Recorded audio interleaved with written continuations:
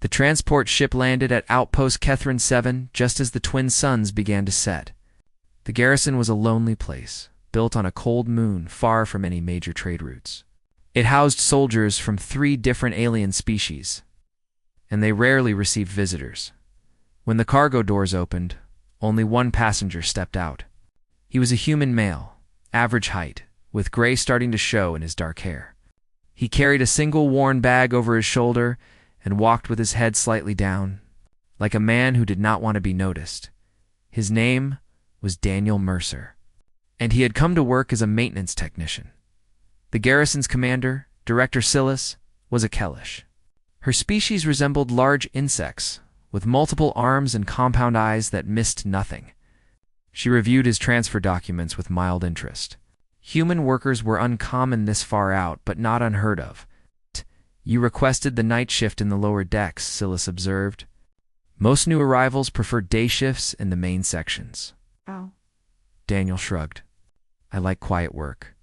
Less interruption. Silas studied him for a moment. There was nothing remarkable about this human.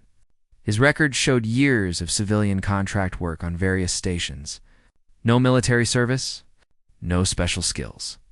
Just another pair of hands to keep the machinery running. Very well, she said. Report to Section 7 after the evening meal. Daniel nodded his thanks and left without another word. The Garrison was home to 3 species. The Torvani were tall reptilian warriors who valued honor and combat above all else. The Kellish were logical engineers who built their society on reason and efficiency. The Mirathi were bird-like scouts with sharp eyes and sharper instincts. Humans were considered a younger species in the galaxy, useful for simple labor but rarely impressive. Daniel fit that expectation perfectly. He ate alone in the corner of the mess hall. He spoke only when spoken to. He fixed broken systems with quiet efficiency and then disappeared. Back into the lower decks, Sergeant Veckin was a young Torvani warrior, eager to prove himself. He found Daniel's behavior irritating. Among his people, even the lowest worker carried themselves with pride. This human seemed to have none. One evening, Veckin deliberately blocked Daniel's path in a narrow corridor.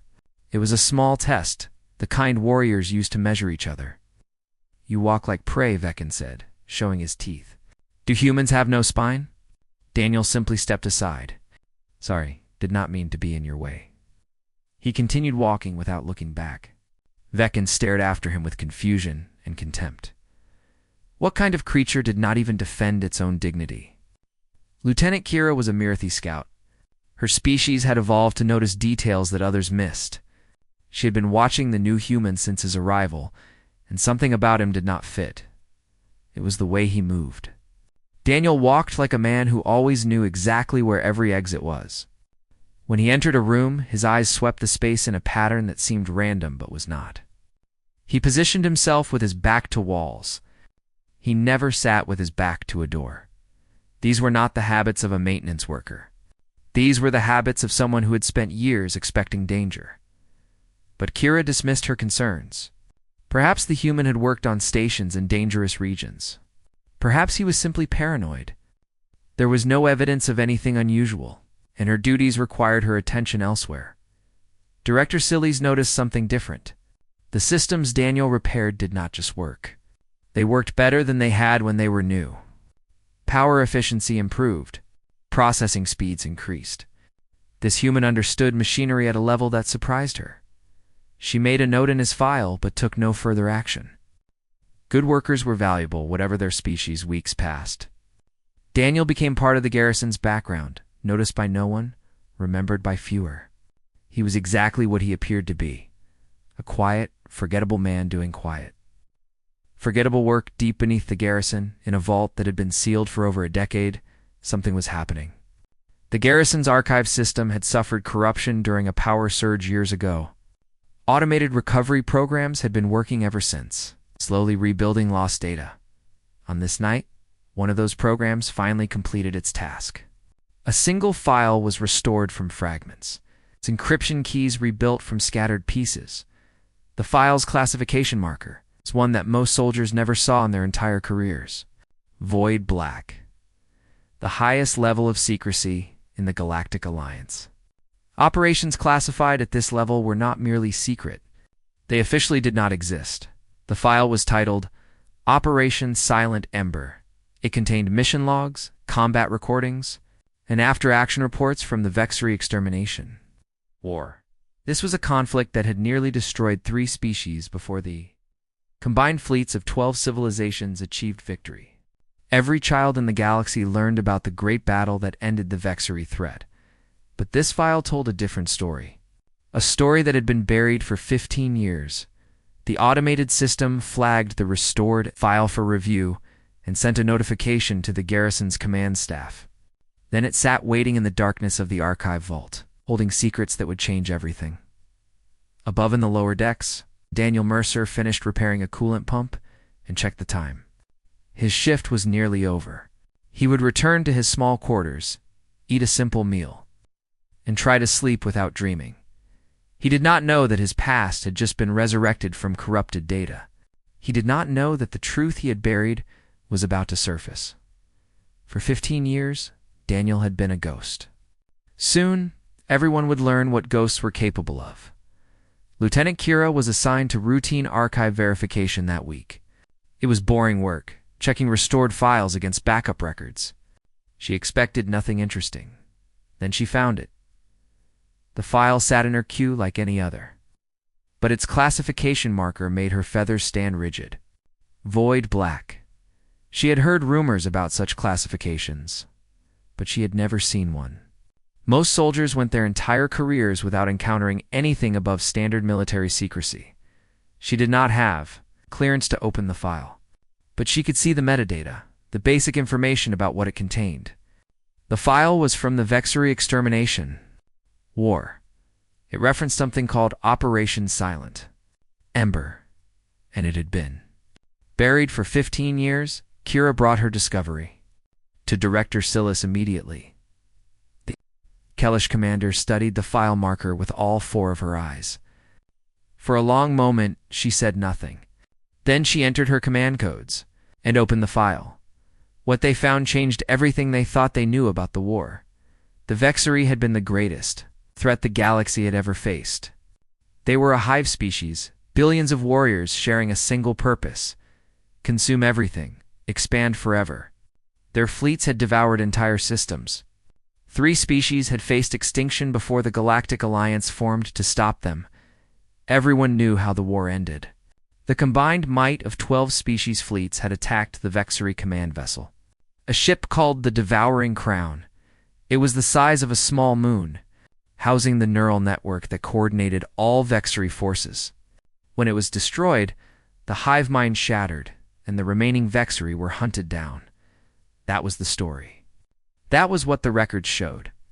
But this file told a different truth.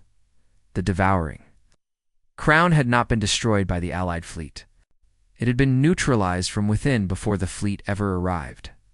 A single operative had infiltrated the massive vessel and spent 19 days aboard, moving through its corridors like a shadow.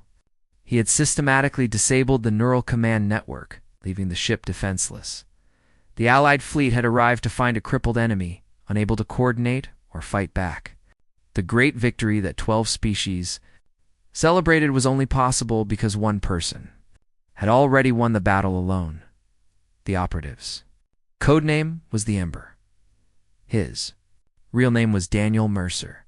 The file contained footage from the mission. Kira watched with growing disbelief as a younger human moved through Vexery corridors. He was leaner then, harder, with eyes that held no mercy. He killed with terrible efficiency, using stolen Vexery weapons, improvised explosives, sometimes just his hands. The mission logs recorded 847 confirmed kills. 1 human against an entire command vessel of Vexery warriors, and he had won. The final footage showed Daniel walking through an airlock as the Allied fleet began its attack. He was bleeding from multiple wounds. His suit was torn. But he was alive, picked up by a stealth shuttle that officially did not exist. Director Silas paused the recording. Her compound eyes reflected the frozen image of a man who should have been dead 15 years ago. Yes. This cannot be real, Kira whispered. The authentication codes are valid, Silas replied. This footage is genuine, but why hide it? He saved millions of lives. Billions, perhaps. Silas understood, even if Kira did not. At the time of the war, humans were still considered a minor species. Admitting that a single human had accomplished what 12 fleets could not would have destabilized galactic politics. It would have raised questions about human capabilities that the older species did not want answered, so the truth was buried. The victory was credited to the Alliance, and Daniel Mercer became a ghost. "He is here," Kira said suddenly. "The maintenance worker. The quiet one." Silas did not respond immediately. She was calculating, processing the implications. The most dangerous operative in human history was currently working in her lower decks, fixing coolant pumps and power relays. "We must speak with him," Silas finally said. They found Daniel in the maintenance bay, bent over a broken power coupling. He looked up when they entered, and for just a moment something flickered in his eyes. Then it was gone, placed by the mild expression of a man who expected nothing and wanted less. Kira held up the datapad showing the file header. Her hands were trembling. Daniel looked at it for a long moment.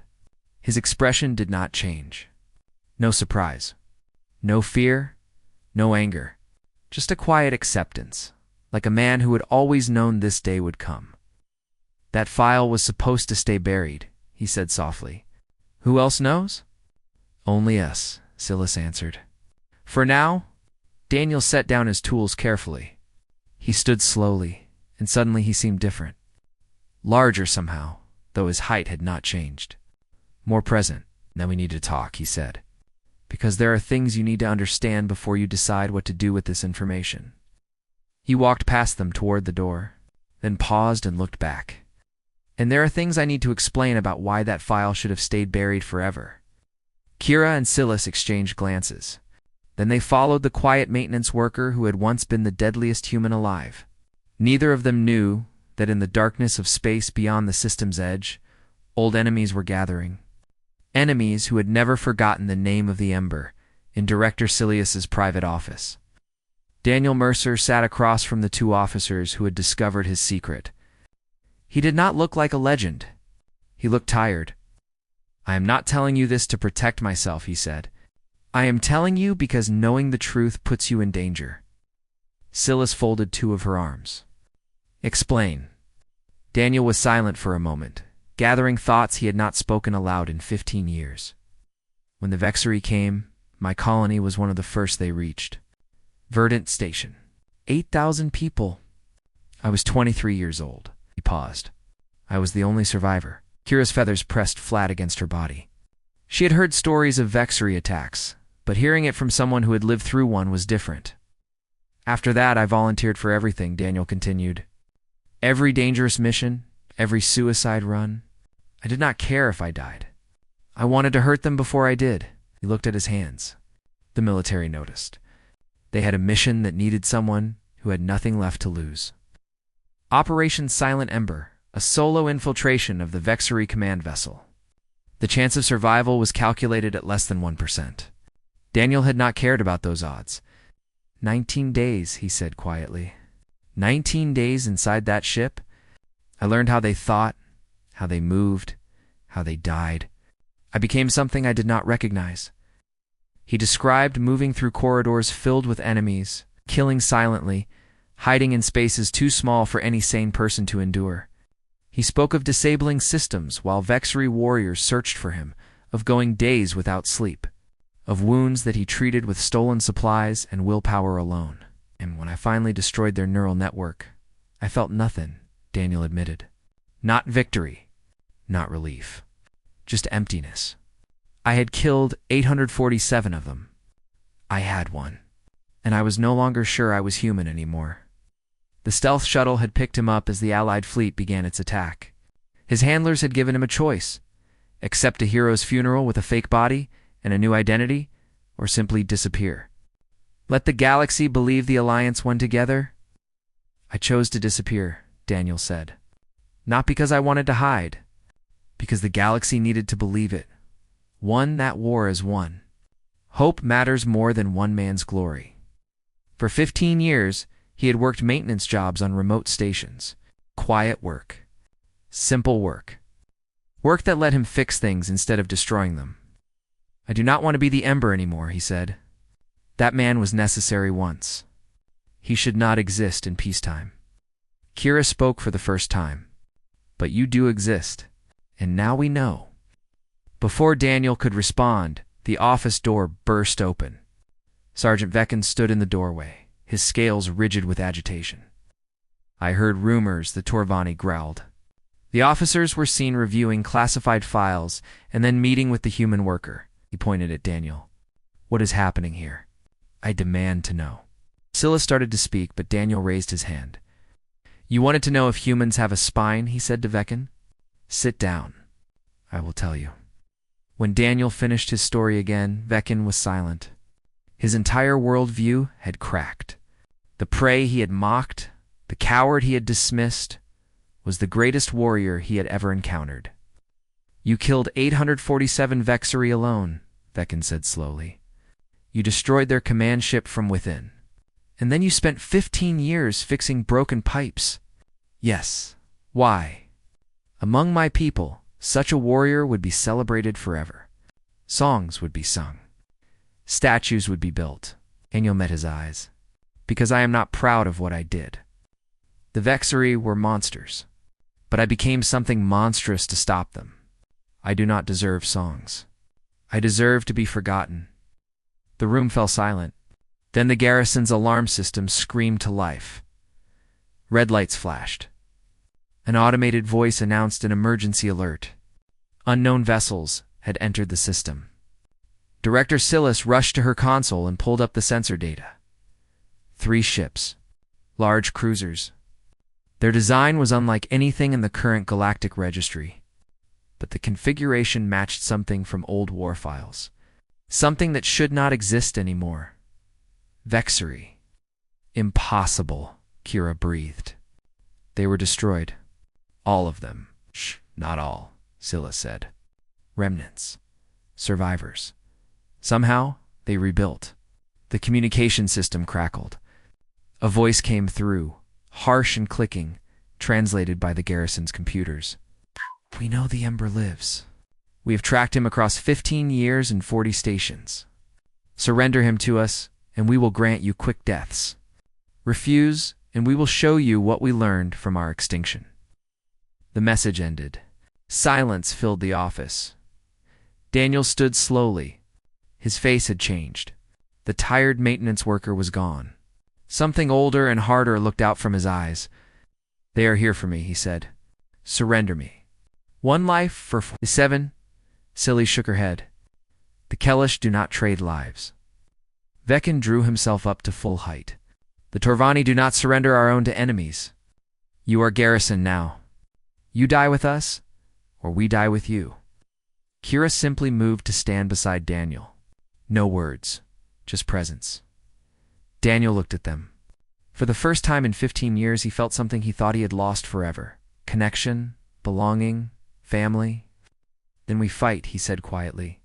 And I will show these Vexari what the Ember can still do. Something changed in his posture.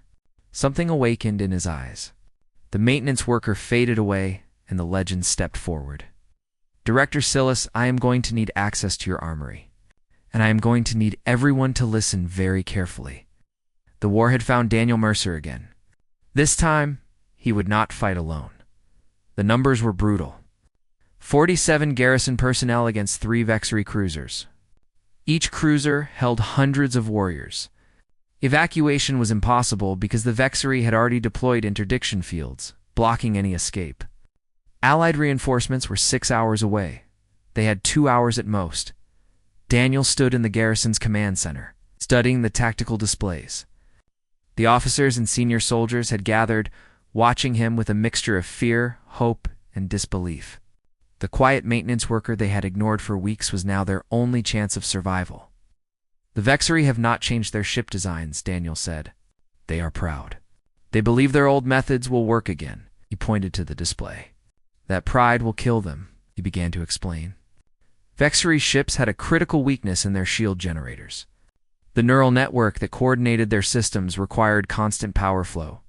Disrupt that flow, and the entire ship would suffer temporary paralysis. Their warriors are dangerous, but their coordination is everything, Daniel continued. Break the connection, and they become confused. Slow, vulnerable. Director Silas studied the plans with growing respect. This was not random knowledge. This was expertise bought with blood in 19 days of hell. The Garrison's weapons cannot penetrate their cruiser shields from this distance, Silas observed. No, Daniel agreed. Someone needs to get inside and disable the lead cruiser's shield generator. Once its shields fall, your weapons can damage it.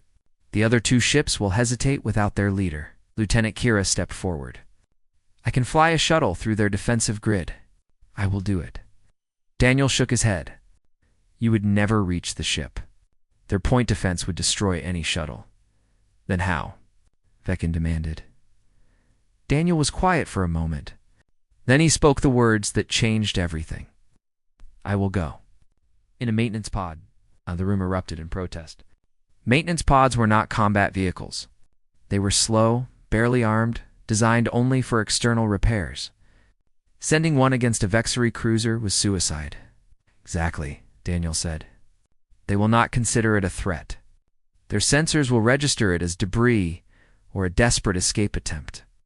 They will ignore it until it is too late, he explained his plan. He would modify a maintenance pod with salvage stealth plating. He would drift toward the lead cruiser on minimal power, appearing dead in space. When he was close enough, he would breach the hull and infiltrate the ship. You did this before, Kira said softly. 15 years ago. Yes, but I was younger then. Faster. I had nothing to live for. This time is different. This time, I want to come back. Vecin struggled with words for a moment. Then he asked the question that had been burning in him since he learned the truth. Why did you hide for so long? You could have been celebrated, honored. Instead, you spent 15 years being mocked by fools like me. Out. It was the first time any of them had seen him smile, because the galaxy needed to believe it. One that wore together, 12 species standing as one against extinction. That belief built the peace we have now. If everyone knew a single human had actually won, what would that do? Fear. Resentment. Division. He shook his head. One man's glory is not worth that. The Torvani warrior had no response. He had spent his entire life seeking honor and recognition. Here was a man who had earned more honor than any living being and had chosen to bury it for the greater good.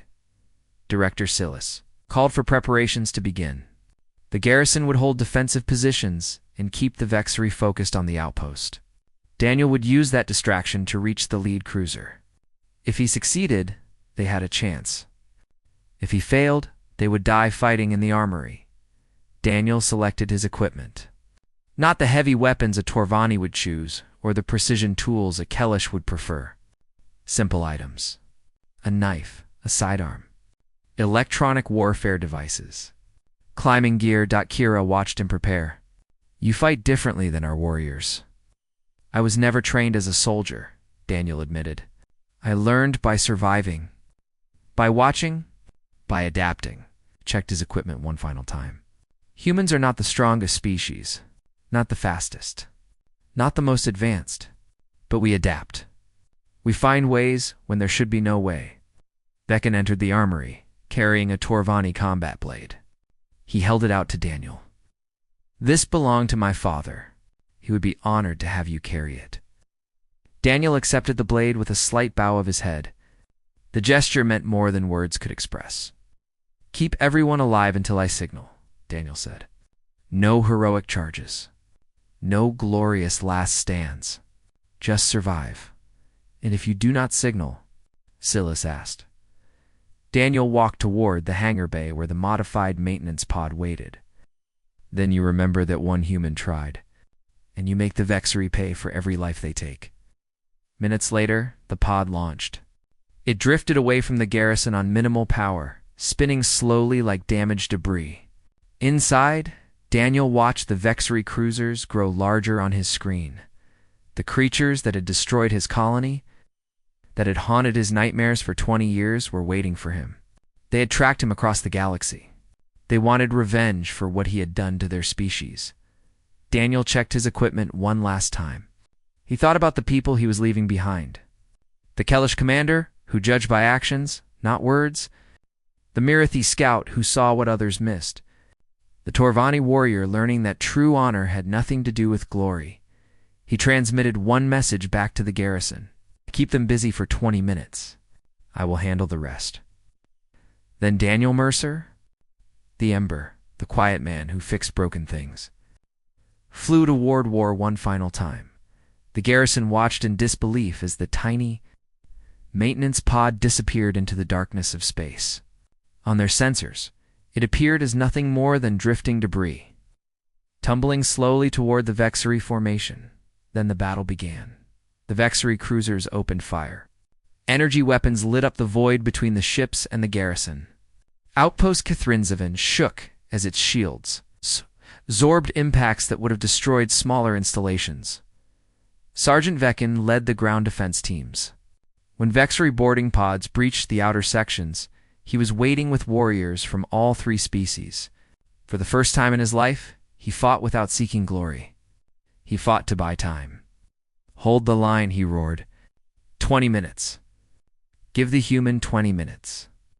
Lieutenant Kira coordinated the garrison's counterfire from the command center. She used everything Daniel had taught them about Vexery weaknesses, targeting their communication arrays, disrupting their formation patterns, forcing them to fight as individuals instead of a coordinated swarm. Director Silas kept everyone alive through pure tactical brilliance. She redirected power from non-essential systems. She sealed breached sections before her atmosphere could escape. She made decisions in seconds that would have taken committees hours, but they were losing. Slowly, steadily, the Vexery pushed forward, inside the lead cruiser. Daniel moved through corridors he had hoped never to see again. The ship was different from the Devouring Crown, but the design principles were the same. He knew where the vital systems would be. He knew how Vexery patrols moved. 15 years had changed him. He was slower now. His joints ached. His reflexes had dulled, but his mind was sharper. His patience was deeper. And he had learned something in those 15 years of fixing broken things. Destruction was easy. Preservation was harder. More valuable? He encountered his first Vexery patrol in a junction corridor. For warriors, their insectoid bodies covered in natural armor. 15 years ago, he would have killed them without thought. Now, he moved differently. He disabled the first with an electrical pulse to its neural cluster. The second he trapped in a maintenance hatch. The third and fourth he led into a power conduit junction that overloaded their communication implants. None of them died. All of them would recover eventually. But they would not stop him tonight. Daniel reached the shield generator control room in 18 minutes. 2 guards stood watch. He used the Torvani blade Vekin had given him, but he struck to wound, not to kill. They would live. The shield controls were exactly where he expected. He placed his electronic warfare devices and began the shutdown sequence. Vexery technology was biological as much as mechanical, and he had spent 19 days learning its secrets. The shields flickered. Then they died. On the garrison's sensors, the lead cruiser suddenly went dark. Its protective barriers vanished. Now Director Silas commanded, "Fire everything." The garrison's weapons had been waiting for this moment. Concentrated fire tore into the exposed cruiser. Critical systems exploded. The great ship began to drift, wounded and confused. The other 2 Vexery cruisers hesitated. Without their leader's coordination, they were uncertain. Their unified purpose fractured. Daniel moved toward the command deck. He had disabled the shields. He could leave now, find an escape pod, return to the garrison. The mission was complete, but there was something else he needed to do. The Vexery Hive Commander waited on the command deck, surrounded by its personal guards. It was ancient by Vexery standards, old enough to remember the war. Old enough to remember defeat, it recognized Daniel the moment he entered. The creature's neural patterns had been seared into its species' collective memory. The Ember. The monster who had ended their empire. "Destroyed our people," the commander hissed through translation implants, Daniel. stood before the creature that represented everything he had fought against, everything he had become to defeat. He could kill it easily, end the vexury threat forever. Instead, he lowered his weapon. "Your people destroyed mine first," he said. "I am the one who survived, but I am tired of survival being the only thing I know." The commander's compound eyes focused on him with confusion. This was not the Ember from their memories. That creature had been relentless, merciless, unstoppable. This human was offering something unexpected. "Take your ships," Daniel continued. "Take your remaining people. Leave this system and do not return. The war ended 15 years ago. It does not have to restart. You would show us mercy? After what we did? After what you did to us?" Daniel thought about the question carefully. Mercy was complicated. The vexury had earned extinction by their actions. But he had learned something in 15 years of fixing broken things. "I'm choosing not to be the monster you remember," he said. "What you choose now is up to you." The Hive commander was silent for a long moment. Then it gave an order. The vexury warriors lowered their weapons. The remaining cruisers began to withdraw. Not because they were defeated, because Daniel had shown them something they never expected to see from their greatest enemy, the choice to be better. The Allied reinforcements arrived 2 hours later. They found 47 exhausted soldiers and 1 human, quietly repairing a damaged coolant system in the lower decks. Director Silas filed her report the next day.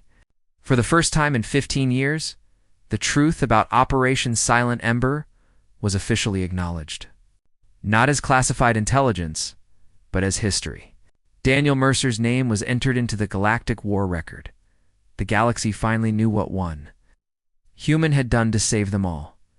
Daniel asked to stay at the Garrison, not as a legend, not as a hero, just as a maintenance technician who worked the night shift and fixed broken things. Veckan visited him in the maintenance bay a week later. The young warrior had changed. There was less arrogance in his posture, more thoughtfulness in his eyes. "Why do you not want recognition?" Veckan asked. "You have earned more honor than any warrior I have ever known."